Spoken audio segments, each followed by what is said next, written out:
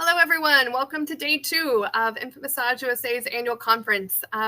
We are so thrilled that yesterday went so well with hearing so many different presentations and just really impactful topics. We hope that you enjoyed it. We're glad to see you back for day 2. I'd love to see where everyone's from. I see someone's from Illinois.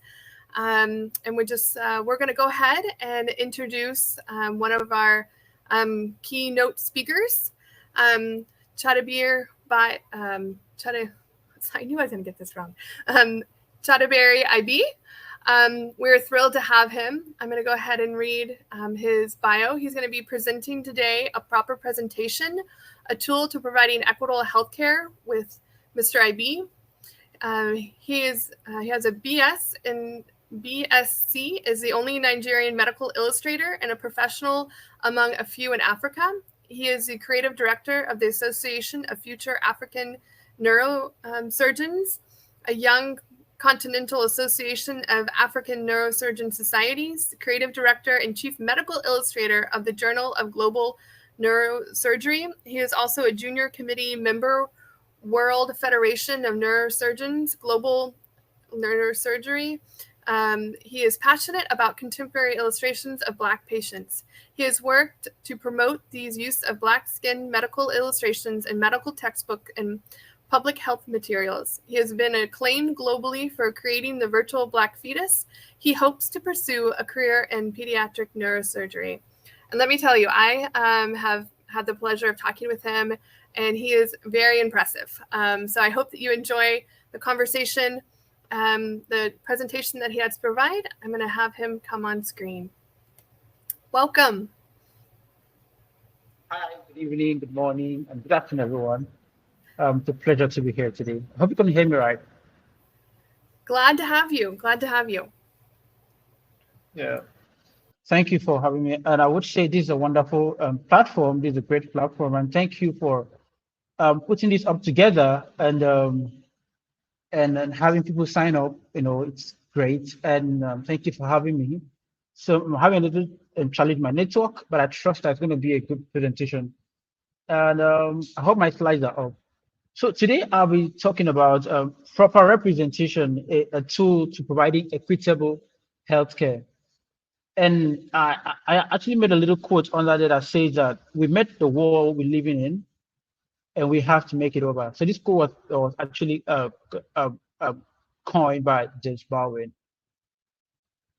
So a lot about me, which have already been talked about by Ashley.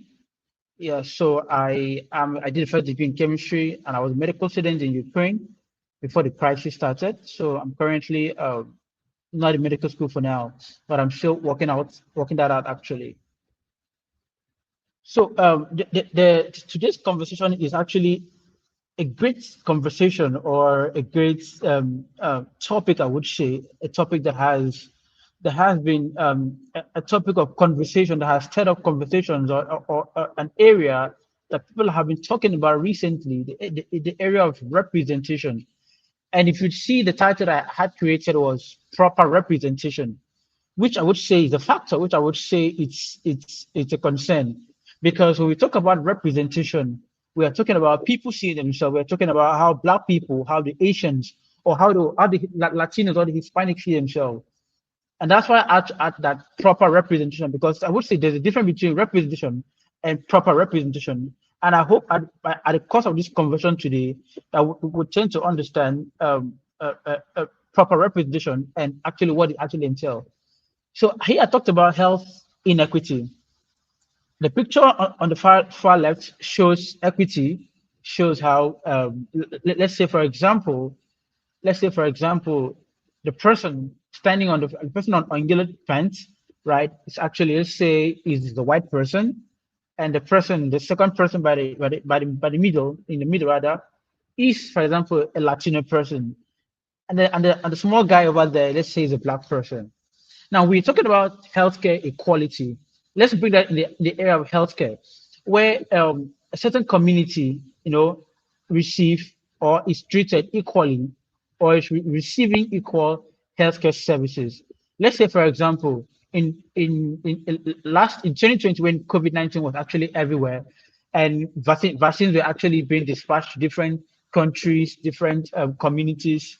Now, it would be fair to say that, let's say in Africa, for example, certain communities in Africa receive a certain amount of COVID-19 vaccines, right? Let's say, for example, 100,000, for example. Let's say Africa, or let's say Nigeria receive 100,000. Let's say the UK receive 100,000. Let's say Brazil, for example, receive 100,000 of vaccination, of vaccines rather. Now, you would say that's healthcare, equality, right? Where there is equal dispatch of vaccines in different countries. But you wouldn't say that it's healthcare equity, because based on the environmental factor, based on condition, based on environment, based on race, based on social health determinants, those distribution of vaccine wouldn't be commensurate to a particular system. And in this slide, which I talked about, health inequity are unfair and avoidable differences in health across population and between different groups within society. And also enunciated that health inequity arises because of the condition in which we were born, which we grow, which we live, and we work, and of course, age. So which I earlier talked about that health inequity as a factor of our environment, as a factor of where we are, right, of where we're born or where we work. But the question is this: should this factor be necessary? Should this factor be a panacea, or should there be reasons why there should be healthcare inequity in the system? And that leads us to our next slide, which is healthcare inequity, which I talked about the difference between healthcare inequality and healthcare inequity. Now, from the picture you see on the slide here, shows that there is an uneven distribution of the wage, which let's say for Africa, for example, is standing on. Now, let's say that is in a typical sense of vaccination, in a typical sense of drugs distribution. So Africa being the minority, and there's a concern that Africa being a minority, and of course there is healthcare inequality. There is now there will be a consideration. Let's say, oh, Africa is a minority, and because of the environment, or because of the age, or because of the factors affecting Africa, we are going to distribute 200 vaccines to Africa. That is a factor, and that is things to put into consideration when talking about healthcare equity, considering healthcare inequality, then bringing that into healthcare inequity. That could be a factor. And the slide I talked about that healthcare or health inequity means systematic differences, right, in the health status of different population groups.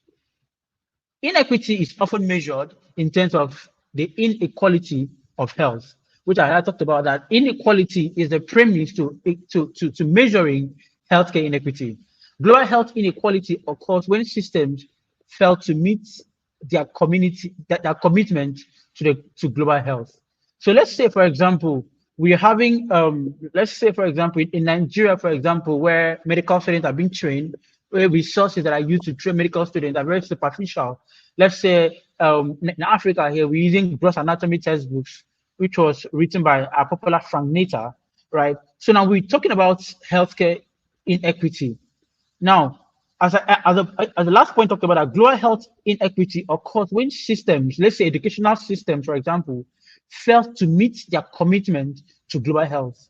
And one of the goals to global health is to improve healthcare outcome. One of the goals to global health is that everybody, based on your race, your gender, your skin color, deserve to receive equal healthcare attention.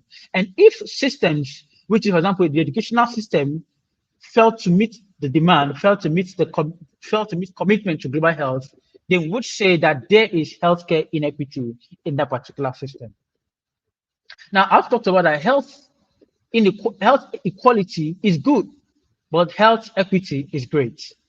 And the point also said that through health equity, we can see improved health outcome, because health equity is the foundation to seeing healthcare outcome. Which, of course, in the course of this conversation today, we would have a lot to see, a lot to share, a lot to learn, and hoping that we can address the issue of lack of representation in our healthcare space. Now, the question I will ask today: why proper representation? Why proper representation? Recently people have when the image of the black features I created hit the internet last year, it stirred up a lot of conversations on the internet. People talked about representation. People talked about, does it matter? People talked about, I mean, that we don't need black images, right? That we need white images, that we are okay with images just being white. There are a lot of conversations over the internet, and it's really caught my attention to the extent to which we are not seeing the reasons why representation or proper representation really does matter. And of course, it really does matter because in the image shown on the slide here shows a case of marasmus, right, which is as a result of malnutrition, which statistically shows it that of the malnourished children population in the world, 80% live in Asia, 15% in Africa, and 5% in Latin America. Now, it is striking to know that if you would Google marasmus on the internet right now, most images you would see are black people. And that's why I talked about proper representation. Now, the idea about representation is telling the story of Africa in a different light, telling the story of Africa in a positive light, right? Because there have been so much cliches about Africa. There have been so much information that have been passed from generation to generation about how Africa is, So that's why representing black people shouldn't be shouldn't be shouldn't be on the negative side, right? But should be on the positive side, because from statistically 80% live in Africa, right? But there is little representation of children with marasmus in Asia. But yet there is more focus with children of marasmus in Africa. Now that's why I said proper representation is important, because we need to see Africa from a different light. Now, from the second point says that it is estimated that the prevalence of acute malnutrition in Germany, France, United Kingdom, and the United States to be 6.1 to 14%. And in Turkey, the prevalence is as high as 32%. Now, that's why proper representation really does matter, because the idea is that when people see themselves, do they feel valued and respected? Do they feel regarded? And that's why images that portray the people of color in a positive light is as important as anything. In as much as these images are targeted to improving a healthy outcome, it's also important that these images are targeted to building self-confidence among the minority. And that's why portraying imagery or talking about representation should be in the positive light and telling the real story in Africa. Now, because of the issue of representation, which has been a big topic now, people talk about it everywhere right now, I was able to develop a model which I call the DEIR plus R model. And this model is actually demystifying, or actually enunciating, that for diversity, for equity, for inclusion and respect to take place in a system, that is a healthcare system or educational system or in the leadership world, that all of these are premised on representation.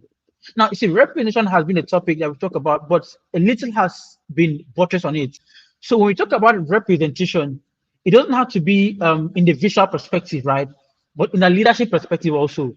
Let's say in the faculty or in educational system where leaders sit to take decisions, right, on how to review curricula, take decisions on what kind of imagery, or take decisions that affect the population. Who are the decision makers, right? Who are the board? Who are the ones sitting to making decisions that affect the healthcare of the minority? And that's where this representation really does matter. And that's why this model helps, because we can't talk about diversity without talking about representation. We can't talk about equity without representation. We can't talk about respect of race, gender, of skin color without representation. And that's why this model should be as a foundation to addressing the healthcare injustice we see in our system today. On the slide you see here was one of the images that I created some time ago, early this year. And this image is about sickle cell. And if you look at the far right, you see that more than 300,000 babies are born with sickle cell disease yearly in Africa. And very small number survive till teenagehood. Now, I talked about, I actually noted the point that I said that black people are not at risk because we are black. Black folks, right, are at risk due to the underlying comorbidities and social circumstances that shape black experience. Now, there was a story of a child of a boy who was sickle celled, and he went to the hospital to be, how sickle cell patients go through a lot of pain, go through skin ulcer, go through a lot of diseases, and there is this tag on black people that if you're a black person and that you are sickle cell, you are a drug addict. And there has been a negative representation of black people who are sickle cell. And I will bet you right now that if you Google on the internet sickle cell disease, you would not see any image of black people who are sickle cell. But this is more prevalent in Africa, and this is affecting thousands of Africa every year. Yet there is little representation of people with sickle cell in Africa. So that's why this really does matter. That's why talking about this in a positive light really does matter. Showing that black people have the courage, right? The black people have the tenacity to push forward. And that's why images like this, showing black people in a positive light are really, really important. And I asked you a question today, does this really matter? Because as I earlier said, this state of a lot of arguments on the social media, a lot of conversations that these images do not matter, that anatomy is anatomy, that physiology is it's literally the same, that we do not need any of these images. But a research was carried out at the University of Pennsylvania that says that just 4.5% of images in a general medical textbook show black people. Just 4.5% show black people. I mean, not considering the Latins, not considering the Asian, not considering the Hispanic, just 4.5 show black people. And recently there has been a lot of cases where patients were misdiagnosed, right? Because the dermatologist had no prior experience to diagnosing some skin condition that represent on black people. I mean, looking at the image on the slide, it shows the variation of skin tone from a light skin tone to the darker skin tone. And of course, you would agree with me that the way skin condition represent on these skin tones are very different. Black people skin condition represent differently on their skin, as it represent differently on white skin. But in our medical textbooks, in our resources, in our public health resources, images we see in our textbook are white centered. And yet these resources are used to training medical students who would, of course, have opportunity to approach patients that are black, patients that are Hispanic, patients that are Asian. But yet resources used to training them are just focused, are just Caucasian centered. And I think there is so much of disparity, there's so much of a big communication gap there, which of course can be bridged through proper representation. Because if you are training a medical student to be good at diagnosing, to be good at proper healthcare services, and the resources that are used to training them are very superficial, are not very diverse, are not very inclusive, then I think the approach to doing that is very limited. And that's why these images are really important, because the essence of talking about representation is that our healthcare outcome really improve, because there is so much of high infant mortality rate, there's so much of an increased maternal mortality rate, and all of this is premised on representation, because we do not see ourselves, the Asians do not see themselves, the Latinos do not see themselves, and that's why bringing these images together to striking a balance in our healthcare space is as important as any other thing. And I'm going to play this video to talk about, of course, this video was done in French. And I mean, I hope that we have a lot of French on the call to really understand what this image means.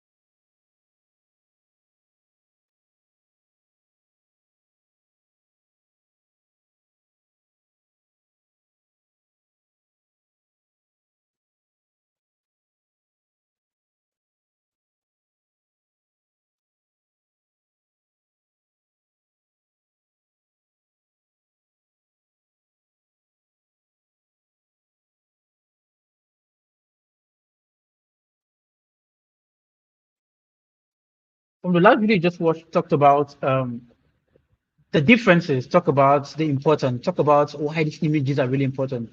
And for those who understand French on the call right now, you would really relate and you really understand that as important as healthcare delivery is, healthcare representation is really important. Now, the question could be, could illustration aid faster healing? Definitely, of course. Because, for example, the image on the slide here shows the image that I created last year of the black fetus.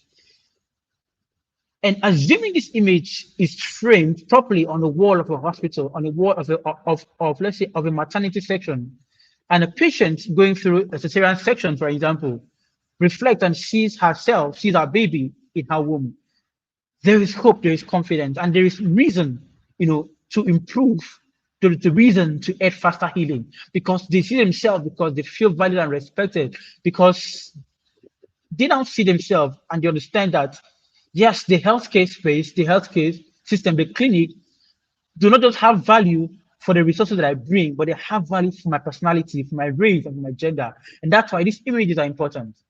And also, can these images frame difficult conversations?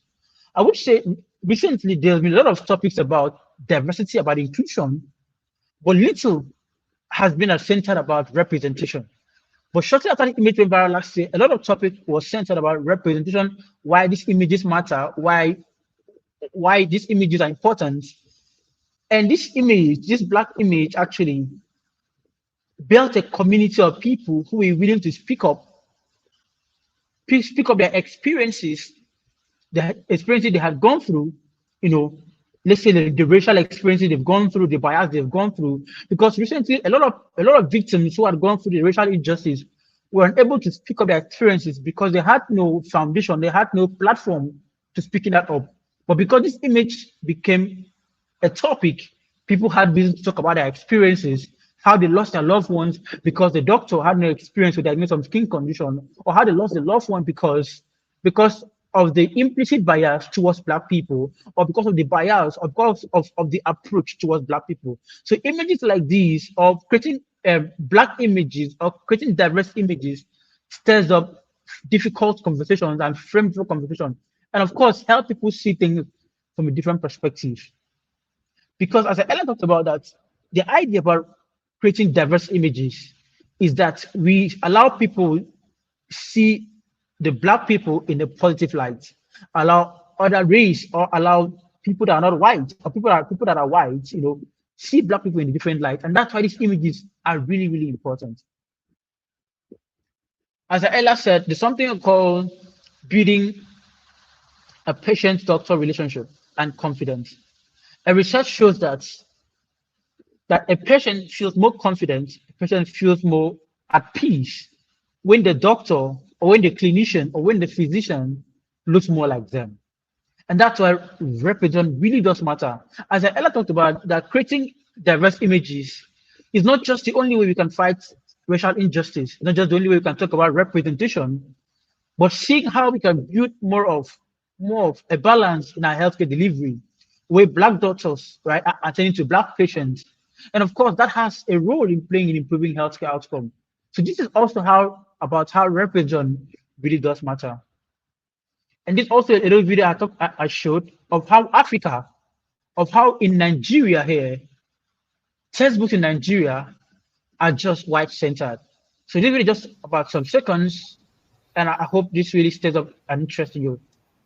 So the video we're not able to hear, just so you know. We had that issue on the last one. Oh, okay. Sorry about that. Okay. So Yeah. Then I'm going to skip that actually. All right. So then I talked about that to address healthcare inequity through inclusion and respect for diversity, that the way forward is by proper representation. As I earlier talked about, it's good that we talk about representation.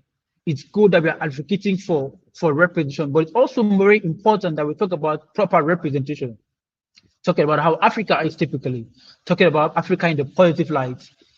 And as I earlier said, that the target and the only way and the only essence to talking about this is that our healthcare outcome really improve. Because we want to see in the nearest future that in our textbook that we'll have more black images juxtaposed with white images that would have a decrease in our infant mortality rate, that would have a decrease in our maternal mortality rate. And all of this is premised on how we see Black people. It's premised on how we talk about Black people. It's premised on how we represent Black people. It's premised on how we allow Black people in our space. And that's how we can address healthcare injustice in our system. Thank you so much for having me.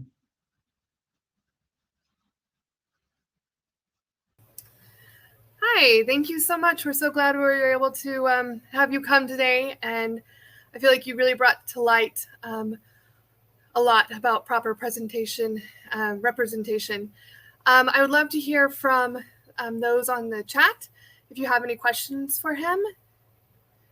And I'll read them to you as well.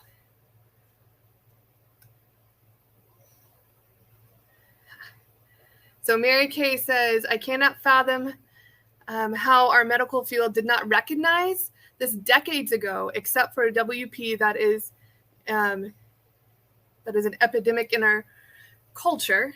Don says, excellent presentation. Stephanie Ward says, amazing presentation. Don McCarthy, thank you. So obviously everyone loved your presentation, and he has a few minutes if you guys have some questions for him. It says, great topic and extremely important. This is amazing. I'm glad this is a part of the conference. Thank you. So I will ask a question. So I would love to know kind of what led you for this to be your passion. I mean, you can tell that it's your passion and like your life's work. And I'd just love to know the backstory behind that, if you don't mind, if it's not too personal. Yes, thank you. Yeah, no, of course, that's fine. Thank you for asking that. That's a great question, I would say. So I started drawing illustrations typically in 2020 during the lockdown. Mm-hmm. But before then, I was already an artist. I was drawing African children and focusing on how to show the emotion in African children. So, but last year, I mean, lockdown actually, lockdown was so hard on everybody, on me typically. Right. Yeah, because I lost my job, I didn't have resources, I didn't have money. But that's why I met my mentor, Dr. Oryx City, So he saw my artworks and was like, I mean, amazing. You should integrate your passion for medicine and illustrations together. And that was a great idea typically. Then I had to make research on the internet. Then I realized that there were no Black images. Right. And it was a problem for me because I had to teach myself anatomy. I had to teach myself those softwares for those illustrations. And it was difficult. And noticing these images were not Black. And I was like, this is a problem. And I need to work towards solving this problem. I started doing Black images. I started drawing Black images. And for me, it grew from being a hobby into a passion. And now I would say it's my purpose, because it really pricked my heart to see that Black people are not represented. And I would say that I have fulfilled my purpose. I say I'm fulfilling my purpose typically, So yeah, so that's how I started illustration. And there is still more to do. There is still more that we can talk about representation. There is still more that we can work towards addressing. And for me, I would say, because a lot of persons really ask me, what is the difference between you and other illustrators, right? What's the difference between you? What do you do differently than other illustrators? I would say that I put my heart in my work, right? I put my soul in my work. Mm-hmm. Because in as much as I do my work, in as much as I do my work, I really tell stories out of them, right? Because I realize that people relate with stories much better. People relate with images that are quite relatable, right? So that's why what I do is I actually make researches on areas that have lack of representation, right? Then I bring more light to that, because that's how we can address healthcare injustice. So we make researches on areas that are limited representation and through more light on. So that's how I started. That's where I am, and I'm pushing that forward. No limitations, of course. I love how you made an adversity right during the lockdown, and it just kind of coincided with your mentor coming into place, right? And you're able to change your whole entire world and life by just pouring into your passion. We had a couple more people that have questions. Let me go up. How Mary Kay, who is your biggest fan, says, how is your work being received around the globe, especially by the medical community? Yes, I would say it's being received in two different lights. First of all, in the positive light. Second, in the light, oh, he's a young boy. Oh, he's making such waves, and Yeah. that's good. That's great. Mm-hmm. Mm-hmm. But I'm actually very excited because shortly after that image went viral, I saw a lot of artists who were changing their artwork from white skin to black skin, who were saying from now onwards, my images are going to be in black skin, right? And the medical community have been very receptive. Currently, I'm working with the American Medical Association. I'm working with WebMD. I'm working with Elsevier. I'm working Oh, wow. towards seeing how we can push black images in our medical textbook, right? And that is a great thing. So I would say there is so much reception because white images have been so much of a norm in the system that people Mm-hmm. didn't have the ability to question why these images Right. have been there. But when these images went viral, they were like, oh yes, we haven't really thought about this. We haven't really seen these images. And let's see, let's review our curricula. Let's see how we can include black images in our researches, in our textbook. I would say there's a big change happening right now. Something massive is happening, and I'm excited that other artists are involved in this. People are joining the trend. People are also working assiduously to push it forward. So I would say that the community have been very receptive of it. And on the other light, as I earlier said, people say, "Oh, it's a young boy. Why is he a black person making a wave? It should have been us, the white people, making a wave." But that's great anyway. I mean, yeah. I just hope the momentum continues, right? It has to. Like, we have to continue this momentum. Right. Let's see. So Stephanie Ward says, I noticed it's challenging to find representation of all cultures. What would you suggest? Yes, it's actually very difficult, and that's why, as Ella talked about that the issue of representation stirs up conversations, right? Stirs up a difficult conversation we talked about. So let's say, for example, I'm an African and I create black images. Now it went viral last year. Now for those who are for Asian illustrators, right, who are artists also, will be like, oh yes, we are Asian, and we don't see ourselves in our textbooks. Let's draw more of Asian images also. And let's say a Latino artist also see the same thing and say, oh, I'm a Latino. I don't see myself in my textbook. Begin to create Latino images. And that's how we can strike a balance from all culture. And in as much as I earlier said, I'm also creating images from different cultures. I'm not just focused on Right. black people, right?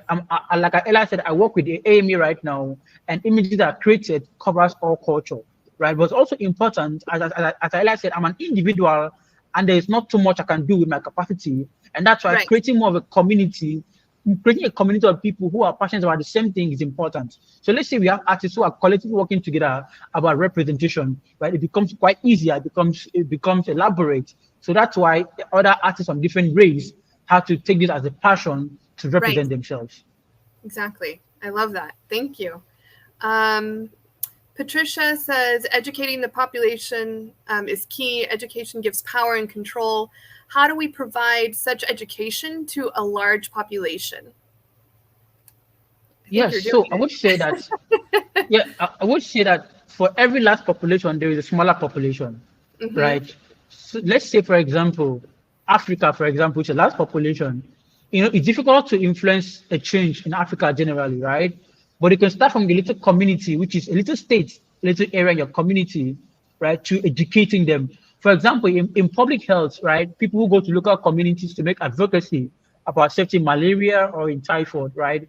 And I would Right. say that the resources that I use for advocacy are images of white people, and you are going to a community of people that can't speak proper English, who do not understand English. So Right. that's lack of representation. Mm-hmm. So let's say the target should be looking at the community, effecting a change, and that growth from that community into the bigger scale. So it's difficult to grow, or I would say to propagate a change in the larger scale. But once you start in a smaller scale, right, smaller community, and you show that I educate that community on representation, and that community takes the knowledge or the experience to the next community, there it grows. I'd also love to say that the issue of representation is very expensive. It's Yeah, expensive, and that's why people have to take it bit by bit to pushing it out there. that makes sense. Okay, I have a couple new comments. Let me see. What would you say about the representation within Africa itself or within Nigeria? Yes, I would say in terms of the healthcare space, I would say the representation is very, very superficial. The video I wanted to play last before there wasn't an audio was an image that shows how an interview was done in Nigeria. A medical student were asked to bring their textbooks, and all images in the textbook were all white images. Really? And Wow. they were asked, how then are you trained to become a good medical student? Yeah. I mean, when these images are just very white, Yeah. So I would say in Nigeria generally, in Africa generally, there is little representation. And that's why people like me, people like you out there need to do the work out there to see how we can strike a balance. So I would say typically there is not much that has been done in Africa, but a lot of people who I've really seen a lot of people who are picking up the interest, in fighting against, lack of representation. And I'm very hopeful that in the nearest future there will be a visible change in that. Yes, I hope so too. Definitely. So people are asking where you're located right now. I'm currently in Nigeria for now, yeah. Okay. And does anyone else have any other questions for him? I think I've gone through them. People are wanting to know if they'll be able to have access to your slides. Yes, I could send that to you right now after the Perfect. call, so you could share that to the participants. Great. Okay, anybody else have any other questions? Oh, okay. Mary Kay again says Mr. Ibe is active on LinkedIn and Facebook. To see more of his images, just Google his name.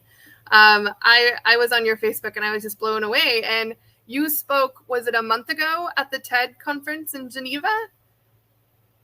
Yeah, Right. that's It's how amazing, was that? I would say. Yeah. Amazing. So it was a good experience. I mean, people literally were crying after the conversation. People were crying, and I mean, it's there. I understood that there is so much of injustice in the system, right? Because after the TED talk, I had people who came around and were literally crying and said that the talk really touched them, and they really hope that a lot changes because of this conversation. So I would say it was an amazing one. It was a blast, typically. Yeah, definitely.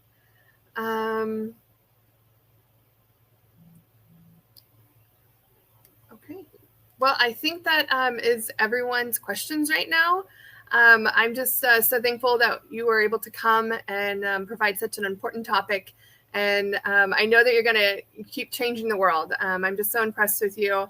And I know everyone who's heard your talk is equally impressed. And you're definitely making a difference in the world where it's needed most. So I want to say a personal thank you. Yeah, so I guess everyone else, if you guys want to make your way to networking. We do have one last question. Don asks, who controls the medical books? That is a question. That's an interesting one. Who controls the medical book? Yeah, so I don't want to understand. Is it the publications, right? Is it what are being published in the medical textbooks? I don't want to be sure about that. So assuming that's the question, who controls what's being published? So I would say, actually, there are a lot of publishing houses, right? Let's say the Elsevier, let's say Elsevier, which I'm currently working with, right? Is focused on publishing medical textbooks. For example, the popular gross anatomy that we know, right, is being handled by top publishers like Elsevier, right? So now they have decision to make what kind of images are being included in this medical textbook, right? So they have a control over the content of that images, right? So that's why I would say that the publishing houses have a control, and also the faculty have the control. Because let's say in a school where textbooks are being produced, when researches are being made, faculties would say, okay, in our curricula, we want to see how you can include at least 100 Black images in our publications or in our textbooks, right?